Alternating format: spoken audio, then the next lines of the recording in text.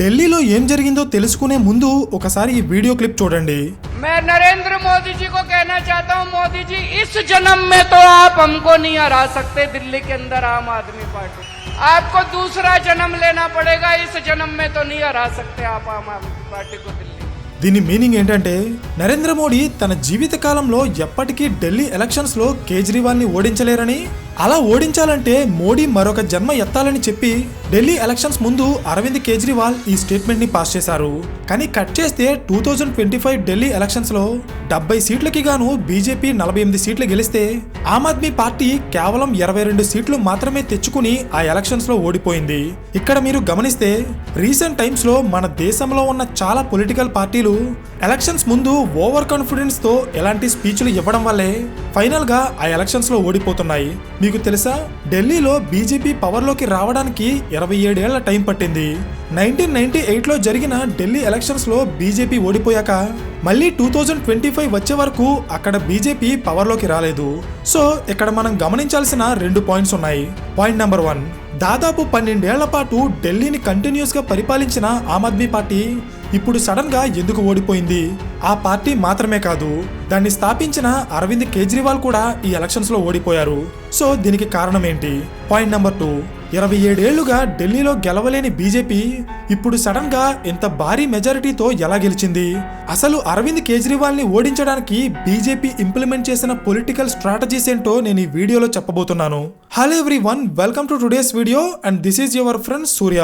ఏ రాష్ట్రంలో అయినా సరే ఒక పొలిటికల్ పార్టీ పవర్లోకి రావడానికి ఇది చేస్తాం అది చేస్తామని చెప్పి ప్రజలకి హామీలు ఇచ్చి పవర్లోకి వచ్చిన తర్వాత ఆ హామీలని నెరవేర్చకపోతే నెక్స్ట్ ఎలక్షన్స్ లో ఆ పార్టీ మళ్ళీ పవర్లోకి రావడం చాలా కష్టం.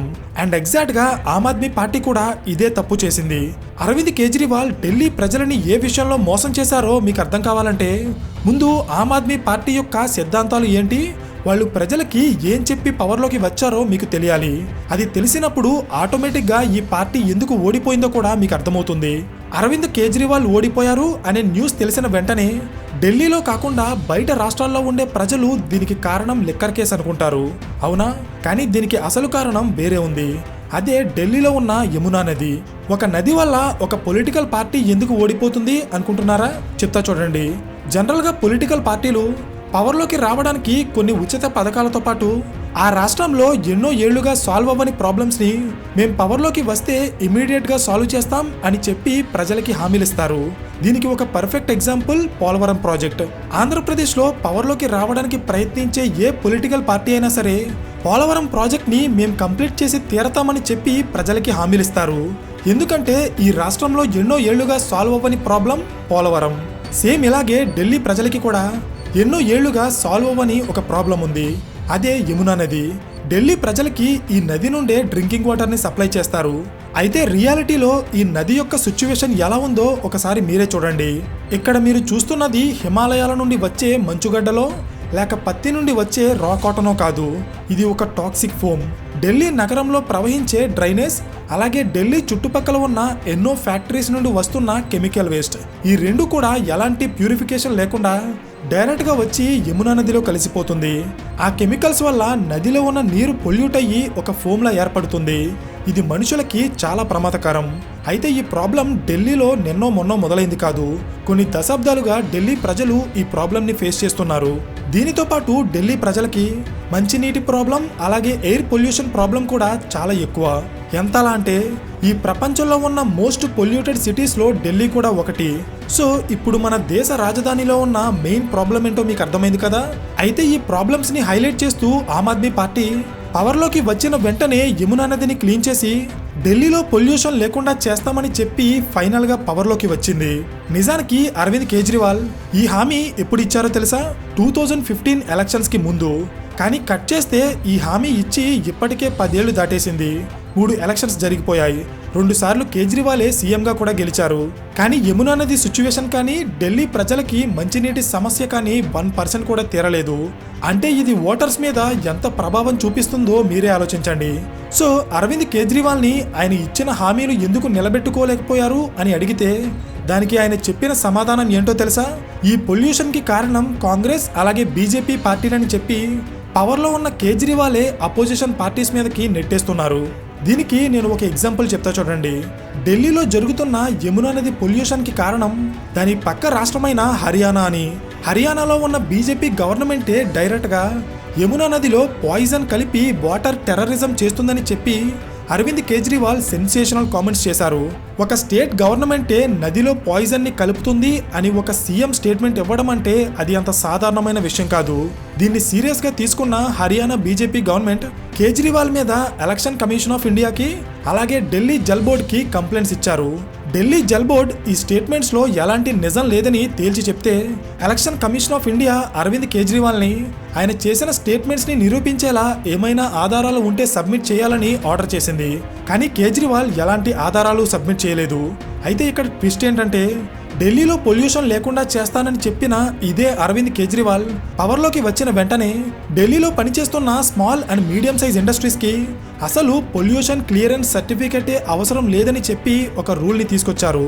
దీన్ని ఢిల్లీ ప్రజలు అసలు ఎలా యాక్సెప్ట్ చేస్తారు?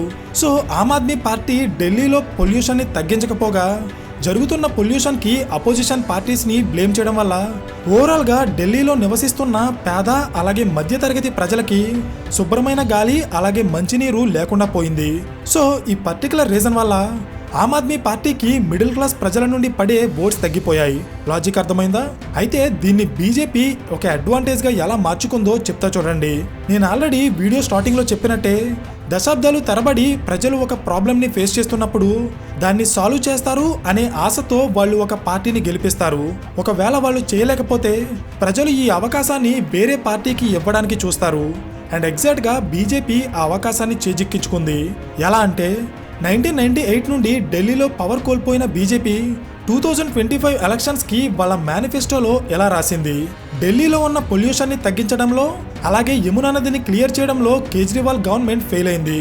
సో ఒక్క అవకాశం బీజేపీకి ఇస్తే ఢిల్లీని క్లీనెస్ట్ అండ్ గ్రీనెస్ట్ సిటీగా తీర్చిదిద్దుతామని చెప్పి బీజేపీ వాళ్ళ మేనిఫెస్టోలో ఈ ఇష్యూని హైలైట్ చేసి చూపించింది.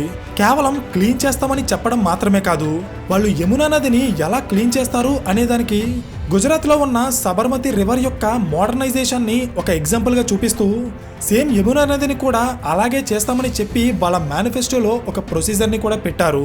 సో ఇది కేజ్రీవాల్ ఓడిపోవడానికి అలాగే బీజేపీ గెలవడానికి ఒక మెయిన్ రీజన్ గా మారింది. నెక్స్ట్ రీజన్ అకౌంటబిలిటీ, అంటే జవాబుదారీతనం. ఏ దేశంలో అయినా పొలిటికల్ పార్టీలు కానీ రాజకీయ నాయకులు కానీ ఇచ్చిన హామీలకి అలాగే చేసిన పనులకి అకౌంటబుల్ గా ఉండాలి. అయితే ఇది ఎందుకు చెప్తున్నానో మీకు అర్థం కావాలంటే ముందు మీకు ఒక చిన్న స్టోరీ తెలియాలి. 2011 టైంకి మన దేశంలో ఉన్న రాజకీయ నాయకులు అలాగే గవర్నమెంట్ అఫీషియల్స్ విపరీతంగా లంచాలు తీసుకునేవారు. సో దీన్ని అరికట్టడానికి లోక్పాల్ అనే ఒక యాంటీ కరప్షన్ యాక్ట్ ని తీసుకురావాలని చెప్పి 77 ఏళ్ల వయసులో అన్నా హజారే అనే ఒక సోషల్ యాక్టివిస్ట్ ఢిల్లీ రోడ్ల మీదకి వచ్చి పోరాటం చేయడం స్టార్ట్ చేశారు. అన్నా హజారే స్టార్ట్ చేసిన లోక్పాల్ ఉద్యమానికి మన దేశంలో విపరీతంగా పాపులారిటీ వచ్చింది.